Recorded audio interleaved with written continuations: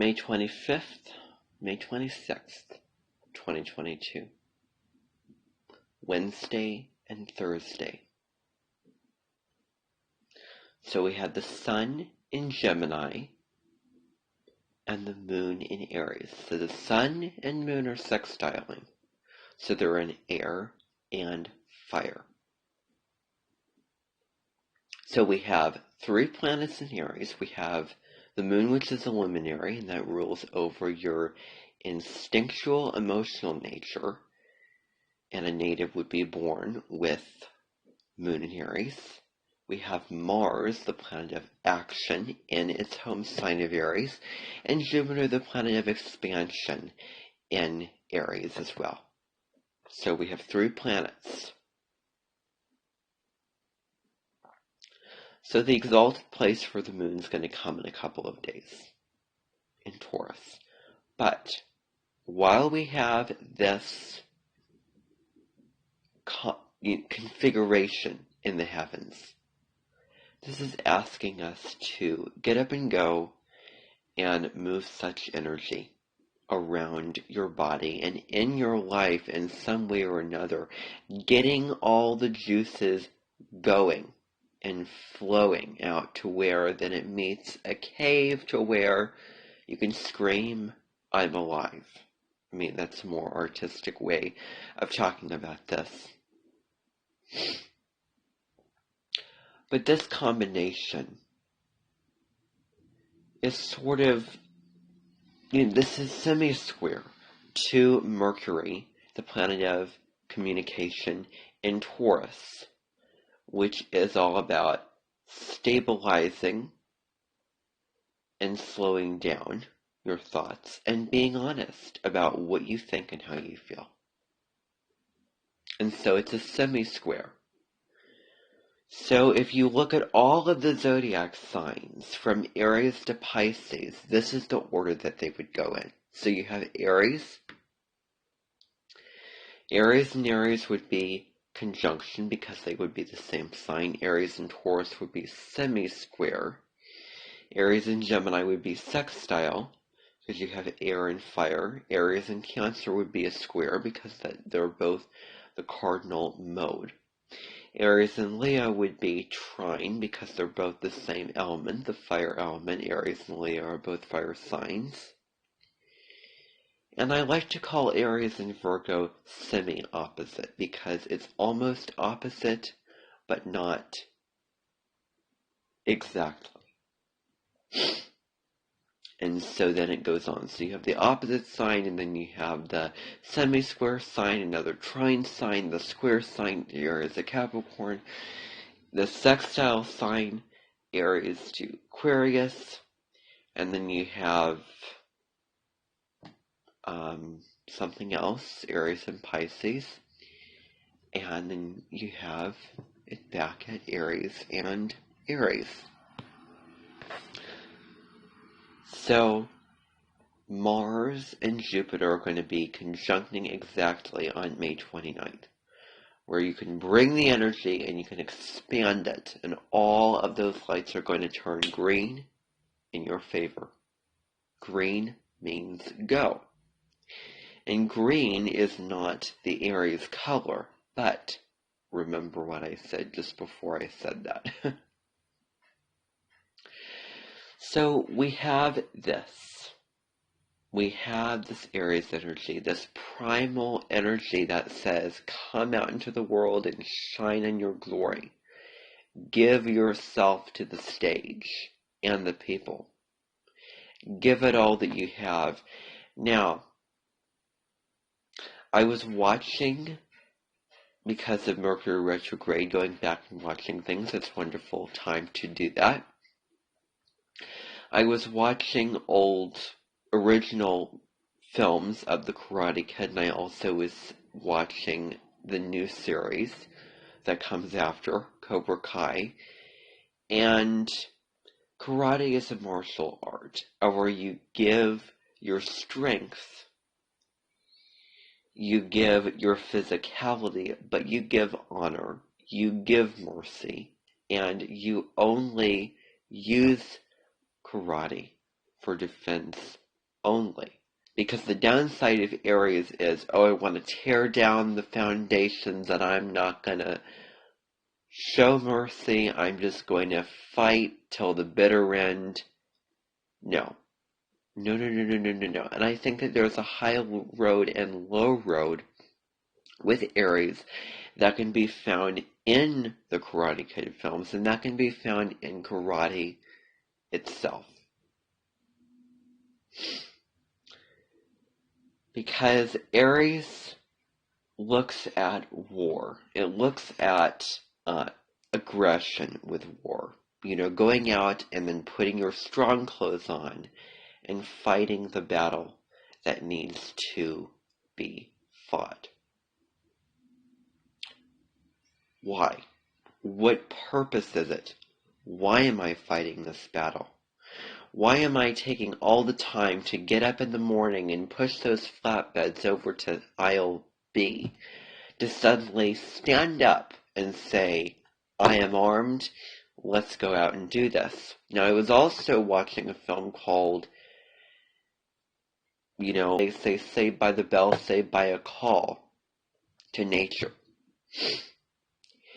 And leading it back to the point I wanted to tell you before is that they were not fighting for mercy. They were not fighting for honor. They were fighting for the sake of fighting and wanting to tear somebody else down. Because of some, you know, the history of, and you can certainly look into the film to see. However, the moon in red means moon in Aries because it gives this. So moon in Aries knows the feeling of being very inhibited, of being blocked. It's almost like I was watching Keeping Up Appearances. Basically, Richard and Hyacinth end up in a, you know, an apartment somewhere in the countryside, although Hyacinth wants to think more highly of it, and I certainly would as well. And it was the middle of the night, and the walls were very, very narrow. They were all, you know, it was very, very confined to where Richard said, I'm boxed in. You know, if you have a bird in a cage, then the bird cannot open up its wings and sail out into the sunset and fly and show the real free and wide feeling of letting yourself go, letting all of those insecurities, all those thoughts lay by the wayside, and just seizing the moment and living in that miraculous glory of life. And so, because of this, because of all of these types of things, then there is a feeling of, oh, I'm not heard, oh, I'm not respected, oh, I'm not loved or recognized for my contribution, for what I have to say, for what I have to give. Are you hearing me? I'm trying to stand up for the underdog. And I'm not talking about the person who got put on the swing set and got flipped over. I'm talking about any underdog at all. To where there is a real instinct to come to the rescue, to come to somebody's need and make sure that they are on the line. Like Harvey. Harvey the crane lifts engines off of, you know, off of the buffers and the grass and trees and, you know, land or whatever, and puts the engines back onto the track. Like, I'm coming to the rescue. And there's so many rescue situations you can find in all kinds of different films. And the moon in Aries is definitely impulsive and touching on the nodes of the moon, because Mars also rules Scorpio and the south node is in Scorpio. But from the 24th of February 2014 through the beginning of November 2015, the South Node was in Aries. And that creates an instinctual sensitivity to need to fight for survival, to fight to attain the resources that you need in your life, to tear somebody down, to knock somebody down, to then get what you need, and not being afraid to, and I'm going to repeat the words of the bad sensei, strike first, strike hard, no mercy. And that is a real major indicator of a South Node Aries, of the low road of the one number numerology, of where the competitiveness and the passion that you put into the competition gets the better of what is really right, of the principle, of the honor that you could give through the fighting. And that's what I want to touch on. And the Sun in Gemini is very communicative, because Gemini is the third sign of the zodiac. It rules the third house of communication and sibling relationships and compatibility, not rivalry. You know, reaching out to your circle of friends in your community and being brave to reach out. That's the other thing I want to mention, because Aries can really encourage you to be brave, to not stay low in that caved in place, deep down in the pits, but then to go out and say, I'm here, and I want to engage in a healthy way.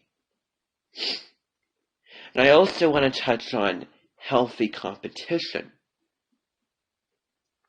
Healthy competition, healthy rivalry is fine.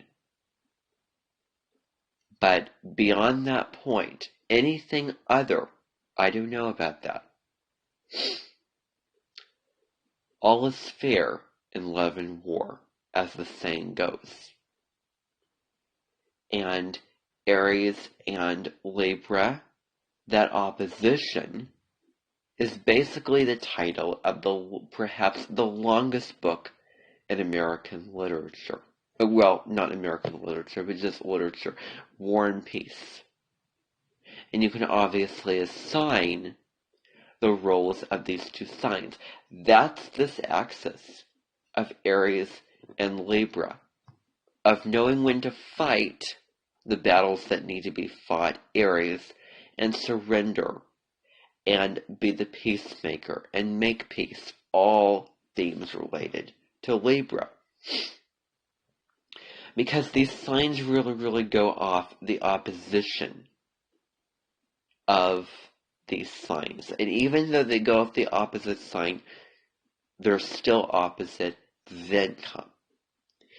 So Aries fights for peace, fights for love, and happiness, and all of those things. But then Libra offers the charm, but more along the lines of cooperation, collaboration, working together with others, teamwork, having all the little birds on the telephone line and working together to keep it up. Because if the big bird is selfish and has its 2 feet to step on that line, then the telephone line is going to break, and then I would be recording this video right now, and it would immediately stop because I've been cut off. Maybe or maybe not. They say teamwork makes the dream work.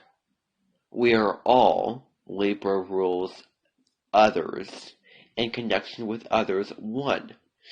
Aries, because Aries is the first sign of the zodiac, and it wants to win the race and wants to be one.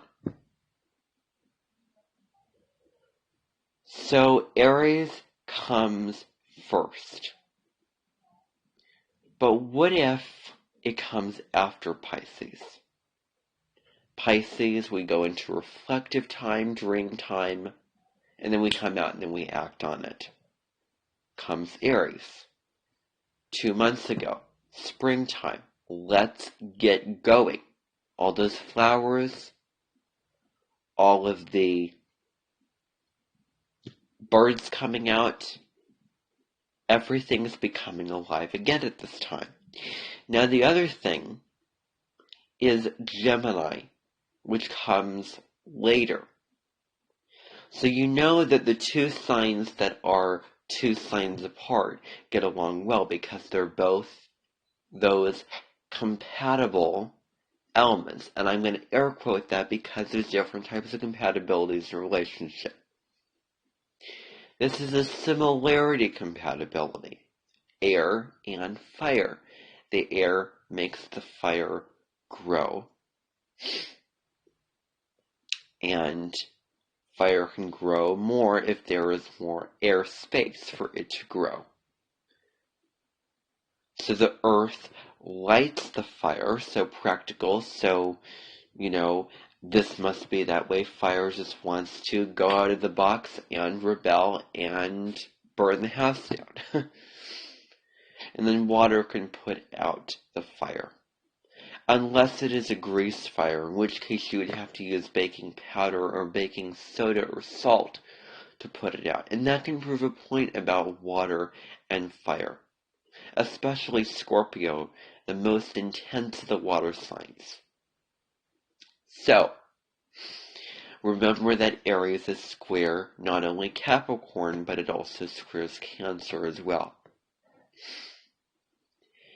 And so Gemini. Now, the last image that I got of Gemini was the bellflower pizza. And this actually stemmed from a recipe that I had. It was a pizza with some type of meat, I think pancetta or something. Was it feta or something? And then arugula. And it was this beautiful color. Beautiful, it tasted so fresh, so delicious. And then those types of things comes out at Gemini season. And just go aside and observe what's going on in your world around this time. What is going on in nature? What is really, really going on in nature? Now, the other thing that I wanted to mention is that these are both child-like signs, very youthful signs. Aries is the child that just wants to jump off the cliff, and yet Maleficent grew the trees to help get the child back onto the cliff. And if you think about the infant doesn't care what you're doing, where you are, if it's the middle of the night, if it's the middle of the day. When the infant cries, wants food, wants milk, da-da-da-da-da-da. All of those types of things. Now, I can say that from a very matter-of-fact point, because when I was 11, I remember having a hatred for infants. And now that hatred has died off. So be called, my list of sort of detestabilities. Of all those types of things. And at worst, Aries can fight after those detestabilities. Again, that no mercy concept. But so Gemini is very youthful. It asks so many questions like, let's go over here, let's go over there. How did those trees get over there? How do birds chirp? How did they come to be? All these types of questions. Now notice, I'm trying to be very in data point here, and very specific and pinpointed. Because Gemini, remember, is opposite Sagittarius. So you have the lower mind versus the higher mind, the everyday questions that you ask versus the higher, more philosophical questions that you ask about life. And about where you are expanding your soul and your being in life. Notice that. Notice it. So, very communicative, that 3 number of communication, and Aries that fight. So the Sun and Moon combo equals Mars in Gemini, which I happen to have Mars in Gemini, and it will really be brought into the light this year because later on, Mars is going to step into its shadow, Gemini, or it's going to stay there for some time, and then it's going to retrograde back over several months. And the other thing is that I talk about physical fighting, physical attack. But it's not just physical. Gemini looks at words and speech. Words can be weapons. I mean, you could hit somebody and it could heal. You could hit somebody really hard and you could find some sort of medicine or ointment or something, and over time it will heal pretty easily. But somebody's words are gold. The power of your words leave a lasting scar, an emotional scar, a mental memory out of what somebody gives and what somebody says. You know, for good or for bad, making sure that we're using our words well, where there's debate, where there is healthy fighting between two sides. Now, in medical, I'm trying to be as, what's the word?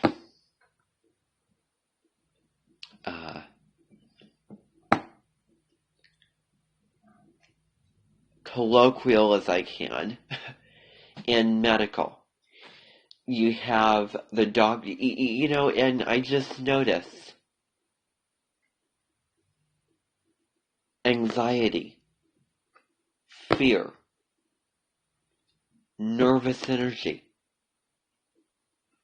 adrenaline, the nervous system, lower vibrations, all those things get put in a melting pot and get triggered in a doctor's office because you don't know what the doctor's going to say. The results of this test are going to be either good or bad.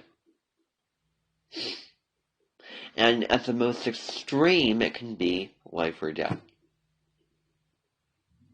The doctor says, oh, well, we can work through this. This is going to be fine. You should be fine in a couple of days. This is, encouraging and uplifting you with whatever's going on, giving you good news. Then it changes your vibration. It changes your feeling. It changes your mood when somebody comes, comforts you, gives you words of wisdom, assures you that it's going to be okay, makes you feel content and peaceful, bringing you possibly into the now and getting rid of all those, or as much as the fear, anxiety, negative thoughts, all those types of things as he or she can. One day can go from being very bleak to being very joyful. You're singing hallelujah inside yourself.